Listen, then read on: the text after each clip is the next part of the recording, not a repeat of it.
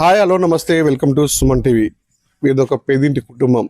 ఆ పేదింటి కుటుంబంలో చిన్నప్పుడే ఇద్దరు కూతుర్లు ఉన్నారని చెప్పేసి చిన్నతనంలోనే ఆ తండ్రి వదిలేసి వెళ్ళిపోయిన సంఘటన. దీంతో అప్పటి నుంచి పిల్లలు కూడా బీదరికానికి లోనై కూడా ఆ గడ్డు పరిస్థితికి ఎదుర్కొన్న పరిస్థితి ఉంది. ఆయన కూడా తల్లి ఎప్పుడు కూడా పిల్లల్ని ఆ మగవాళ్ళకి ధీటుగా పెంచి, నాకు ఇద్దరు ఆడపిల్లలైనా కూడా ఇద్దరు మగపిల్లలే అని చెప్పేసి వాళ్ళని పెంచిన సందర్భంలో కూడా ఆ ఆడపిల్లలు ఇద్దరు కూడా మగవాళ్ళకి ధీటుగా పనిచేస్తూ తన తల్లిని తన కుటుంబ పోషణ కూడా వాళ్ళు మీద తీసుకున్నారు. ఒక పెద్ద కూతురు కుట్టు మిషన్ నేర్చుకుంటూ కూడా జీవనం ఇంటికి కొంచెం సహాయపడుతుంటే, చిన్న కూతురు నేను ఎందుకు ఖాళీగా ఉండాలి, నేను కూడా ఏదో పని చేసి నా తల్లికి మందులకైనా డబ్బులు వస్తాయి కదా, నా కుటుంబ పోషణ కూడా ఉంటుందని చెప్పేసి తనకున్న ఒక ఇల్లు కూడా కాస్త సంబంధించిన ఆ ఇంటి కాగితాలు కూడా తనఖా పెట్టి ఆ చిన్న కూతురికి ఆటో కొనిచ్చారు. ఆమె ఆటో తోలుతూ పలువురు మహిళలకైతే ఆదర్శంగా నిలుస్తుంది. మరి ఏంటి ఆ చిన్నప్పటి నుంచి పడ్డ కష్టాలు ఏంటి, తన బాధలు ఏంటి అని బట్టు సరస్వతి మనతో ఉంది. సరస్వతిని అడిగి తెలుసుకుంటుంది. అమ్మ చెప్పు, ఏంటి చిన్నప్పటి నుంచి పడ్డ కష్టాలు ఏంటి తల్లి? నా పేరు బట్టు సరస్వతి. చిన్నప్పటి నుంచి మా డాడీ నేను కడుపులో ఉన్నామని వదిలేసిపోయిండు మా డాడీ. అయితే మమ్మీని ఆడపిల్ల పుట్టినమని కొట్టి మళ్ళీ చిన్న మీద చితికిపోయింది. కొంచెం చితికిపోతే మెడికల్ షాప్లో 20,000 10,000 ఖర్చు అయ్యేది. ఇంట్లో సరిపోవట్లేదని చిన్నప్పుడు నుంచి అమ్మ సాధింది ఎట్లా అట్లా. ఇప్పుడు పెద్దగా అయినామని ఇంట్లో కొంచెం వెళ్ళట్లే, ఖర్చులు కొంచెం ఎక్కువైంది. ఇప్పుడు అక్క మిషన్ కొన్నది. మిషన్ కొంటే జాకెట్ కుట్టికి ఒక 100 రూపీస్ 50 రూపీస్ వస్తుంది ఒక జాకెట్కి.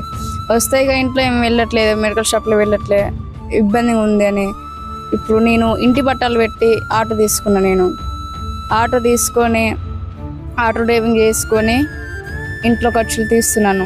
ఖర్చులు తీసిగా కొంత ఒక్కొక్క రోజు డబ్బులు వస్తుంది, ఇంకో రోజు డబ్బులు రాని రోజులేమో ఇంట్లో పస్తులే అట్లనే ఉండాలి. కథలి మరి ఆటోని ఎందుకు తోలాలి, ఆటో మీద ఎందుకు పడ్డ నిమర్చి చాలా పనులు ఉంటాయి కదా, మరి నాకు బయట పని రాదు, డ్రైవింగ్ సింపుల్ పని అని నేను పెద్దమ్మ కొడుకు దగ్గర నేను నేర్చుకున్నాను. ఇటు చదువుకుంటా ఓపెన్ చేసుకుంటా ఆటో నేర్చుకుని డ్రైవింగ్. ఓపెన్ 10th చేశారంటుందో, మరి స్టడీని ముందు కొనసాగిస్తావా లేకపోతే అక్కడ ఆపేసావా? మరిగా ఓపెన్ ఎత్తుగానే ఆగింది నా స్టడీ మొత్తం. ఓపెన్ ఎత్తు అయ్యేసరికి ఇంట్లో ఇప్పుడు చదువుకున్నంత క్యాష్ లేదని ఆటో తీసుకొని నడుపుకొని. మరి రోజు ఆటో దొరుకుతావు, ఎన్ని గంటలకు పోతావు, ఎన్ని గంటలకు వస్తావు? అసలు మార్నింగ్ 5 నుంచి 10 వరకు, మళ్ళీ 4 నుంచి 5 నుంచి నైట్ 11 వరకు. ఎట్లా అనిపిస్తుంది మరి ఆటో దొరుకుతుంటే? రోడ్డు మీద వెళ్తున్నప్పుడు ట్రాఫిక్ తో కానీ ప్రజలతో కానీ ఆటోలు కూర్చున్న ప్యాసింజర్లతో కానీ నీకు ఏ విధంగా అనిపిస్తుంది? నీ అనుభూతి ఏ విధంగా ఉంటుంది అసలు? ఏముంటుంది, నన్ను చూసి కొంతమంది లేడీస్ కూడా బయటికి రావాలని వాడు కోరుకుంటున్నాడు. ఎవరితో ఏం భయపడొద్దు, ఎవరేమనుకున్నా కూడా భయపడొద్దు, మన బతుకుతే మనం చూసుకుంటే బాగుంటదని అంటారు కొంతమంది. నువ్వు ఆటో తోలుతున్న క్రమంలో చాలా మంది మహిళలు అయితే, స్టూడెంట్స్ అయితేనేమి వేరే ఊర్ల నుంచి వచ్చి ఆటోలు ఎక్కుతుంటారు. వాళ్ళు చూసినప్పుడు అంటే వాళ్ళు పోయినప్పుడు మంచి బ్యాగులు కూడా వేసుకొని పోతుంటారు. వాళ్ళు చూసినప్పుడు నీకు మనసు ఎప్పుడైనా చెల్లించిందా? అంటే నేను కూడా మంచి చదువుకుంటే నేను కూడా ఈ విధంగా వెళ్ళేదాన్ని కదా, నాకు ఎందుకు ఇలా అయిందని ఎప్పుడన్నా నీకు ఒక క్వశ్చన్ మార్క్ వచ్చింది ఎప్పుడన్నా? అనిపించింది. కాకపోతే ఇంట్లో పరిస్థితి వాళ్ళు ఇంట్లో వెళ్ళట్లేదు, నీ ఓపెన్ ఎందుకు నేనే చేసుకొని ఆటో ఇంటి బట్టలు పెట్టి నేనే ఇక డ్రైవింగ్ చేసుకున్నా. అంటే బాధ అనిపించినప్పుడు ఆ బాధ నువ్వే ఒకదానివే పడదానివా? అవును, నేను ఒక్కదానే. తల్లితో కానీ అక్కతో కానీ షేర్ చేసుకుందాను కదా? లేదు, షేర్ చేసుకోండి, నీ బాధ నేనే పడతాయి. ఎందుకు షేర్ చేసుకుంటే ఏమవుతుంది అక్క వాళ్ళతో? ఇప్పుడు నువ్వు చదువుకుంటే ఇప్పుడు క్యాష్ లేదు ఏం లేదని ఇప్పుడు అమ్మ బాధపడుతుంది, అక్క బాధపడుతుంది, ఎందుకని నేనే చూసుకుంటా ఇక. అంటే చాలా మంది మహిళలు కూడా ఈ మధ్య కాలంలో వేరు చూస్తున్నాం. అక్కడ కూడా సేమ్ ఇదే పరిస్థితిలో మా మహిళ అంతా కూడా ఆటోల మీద కూడా దృష్టి పెడుతున్నారు. ఏం చెప్తున్నావు? వాళ్ళు కూడా ఆటో కొనుక్కొని తీయాలని అనుకుంటాం. పేదవాళ్ళకు ఎవరితో ఏం భయపడొద్దు, మన టాలెంట్ మనకనే ఉండాలి.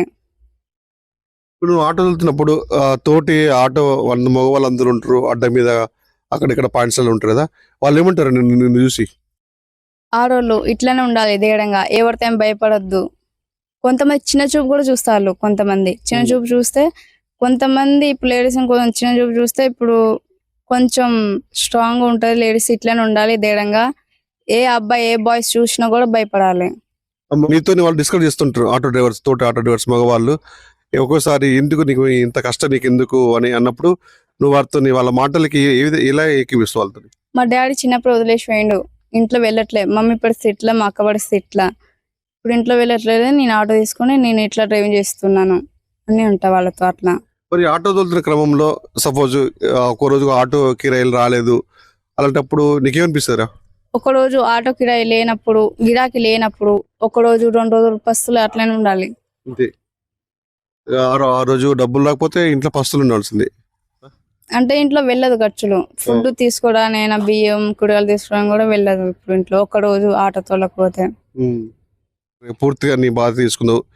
ఆ కుటుంబం కానీ నీ కాలనీ వాసులు ఏమంటారు నేను రోజు పోతుంటే? షబాష్ అంటారు, కష్టం వచ్చిందని కూడా అంటారు, రెండు అంటారు. అప్పుడు వాళ్ళతో నీకేమనిపిస్తుంది? ముందు వాళ్ళకి చెప్పే సమాధానం ఏంటి? శోభ అన్నప్పుడేమో ఆడపిల్ల ఎట్లా ఉండాలని నాకు అనిపిస్తుంది, నన్ను చూసి కొంతమంది ఆడవాళ్ళు కూడా బయటకు రావాలని అనిపిస్తుంది నాకు. ఇప్పుడు చాలా మంది కూడా ఇలాంటి పరిస్థితుల్లో ఉండి కూడా రాలేక చాలా మంది బయట ఇంట్లో ఉంటారు. అట్లా చాలా మంది కూడా ఇప్పుడు నేను స్ఫూర్తిగా తీసుకొని నేను రావాలంట. నన్ను చూసి కొంతమంది బయటికి రావాలని కూడా కోరుకుంటున్నా. విన్నారు కదా, మొత్తానికైతే భట్టు సరస్వతి తన కుటుంబ బాధను చెప్పుకుంటూ కూడా కొంచెం కన్నీటి పర్యవంతమైంది. తనను ఆదర్శంగా తీసుకొని కూడా చాలా మంది మహిళలు అయితే బయటకు వచ్చి తన కాళ్ళ మీద తాను నిలబడి కుటుంబ పోషణకు ముందుండాలని చెప్పేసి నన్ను ఆదర్శం తీసుకోండి, మహిళలు దేంట్లో కూడా తక్కువ కాదు, అన్ని రంగాలలో ముందుండాలని చెప్పేసి ఆ భట్టు సరస్వతి కూడా చెప్పగలని చెప్తుంది. తను కూడా ప్రభుత్వం ఇంకా అన్ని రంగాలను ఆదుకుంటే ఆ కుటుంబ పోషణకి నేను కూడా పెద్ద దిగ్గా నిలుస్తా చెప్తుంది. ఇవన్నీ సరస్వతి గురించి మాట్లాడితే ఆ సరస్వతి తల్లి ఉంది, వాళ్ళని అడిగి తెలుస్తుందా. అమ్మ మీరు చెప్పండి, చిన్నప్పటి నుంచి ఎలా పెంచారమ్మా? అసలు చిన్నప్పటి నుంచి వాళ్ళ తండ్రి మరి 2 అమ్మాయిలు అని చెప్పి వదిలిపెట్టిపోయాడని చెప్తారు, ఏం జరిగింది తల్లి అసలు? ఆడపిల్లలని మా ఆయన చిన్న చూపు చూసేది. నేను ఆడపిల్లలని చిన్న చూపు లెక్క నేను చూడకుండా నేను మొగరాయి లెక్క పెంచిన. అమ్మ నువ్వు గౌరవంగా పెరగాలి, గౌరవంగా ఉండాలి. మొగలు తక్కువ కాదు, ఆడలు ఎక్కువ కాదు, అందరు సమానం హక్కు. మన పని మనం చేసుకొని పోవాలి, ఎవరితో మనకు అవసరం లేదు, మన కాళ్ళ మీద మనం నిలబడాలి. చెప్పేటోళ్ళు చెప్తూనే ఉంటారు, పోయేటోళ్ళు పోతూనే ఉన్నారు. కానీ మన ఇంట్లో అయితే ఎవరైతే తెచ్చి అయితే పెట్టరు కదా. మన జీవితం ఏందో మనం చూసుకోవాలి.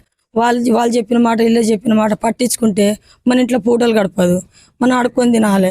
మన పరిస్థితి బాగాలేదు, మన కాళ్ళు ఉన్నాయి, చేతులు ఉన్నాయి, రెక్కలు ఉన్నాయి, చేతనంత చెప్పి చేసుకుందాం, చేత కాకుండా రోజు ఇంట్లో వండుకుందాం, అంతే తప్ప. కానీ ఎవరితో మనం భయం పడొద్దు, ఎవరితో నివారణ చేయవద్దు. మనం ఏదైనా ఉంటే పులి లెక్క ఉండాలి, పులి లెక్క తిరగాలి, పులి లెక్క బతకాలి, అంతేగాని రెండోది అయితే ఏం లేదు బిడ్డ.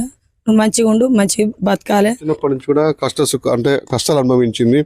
అంటే తన తల్లికి ఆరోగ్యరీత్యా కుటుంబ పోషణ కూడా తన చదువు సైతం కూడా పక్క పెట్టి ఆటో తోలుతుంది. మరి ఆటో తోలుతున్నప్పుడు కొంతమంది దాన్ని అప్రిషియేట్ చేస్తారు, కొంతమంది అవమానపరిచే హేళనగా మాట చూసే క్రమంలో నీకేమనిపిస్తుంది? ఒక తల్లిగా నీకేమనిపిస్తుంది అమ్మా?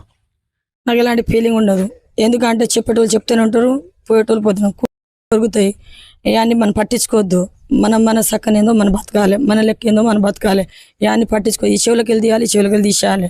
మన బతకాలి, గౌరవంగా బతకాలి, దర్జాగా బతకాలి. మనం ఏం తప్పుడు పని చేస్తలేం కదా, 10 మందిలో చేస్తాను. మొగలు ఏంది తక్కువ కాదు, ఆడలేం ఎక్కువ కాదు. నేర్చుకుంటే మొగలు ఆడది సరి బాగాను, అందరికీ నేర్చుకుంటే వస్తుంది. ఇలా ఆడపిల్లని అనుకొని చిన్న చూపు, వంట పనుల గిన్నెలలో బట్టలల్లో పెళ్లి చేసుకున్న తర్వాత పోరగాను కానీ అట్లా ఇట్లా అనుకొని నేను ఏనాడు అట్లా వచ్చిన రోజు చేపిస్తా, తప్పేం లేదు.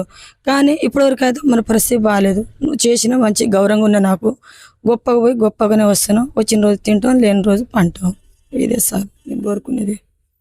తల్లి కూడా ఆడవాళ్ళు ఒంటింటి కుందిళ్ళు కాదు, వాళ్ళు అన్ని రంగాలలో ముందున్నారు. తన చిన్న కూతురు అటు ఒకవైపు పెద్ద కూతురు మిషన్ నేర్చుకుంటూ కూడా 150 తీసుకొని వచ్చి కుటుంబ పోషణకైతే ఉపయోగిస్తుంది. అట్ ద సేమ్ టైం తన చిన్న కూతురు కూడా సరస్వతి కూడా ఆటో తోలుకుండా రోజు 300 నుంచి 400 రూపాయలు మొత్తం తీసుకొచ్చిన రోజు ఆ టాబ్లెట్స్కి ఇంటి పోషణకి గడుస్తుంది.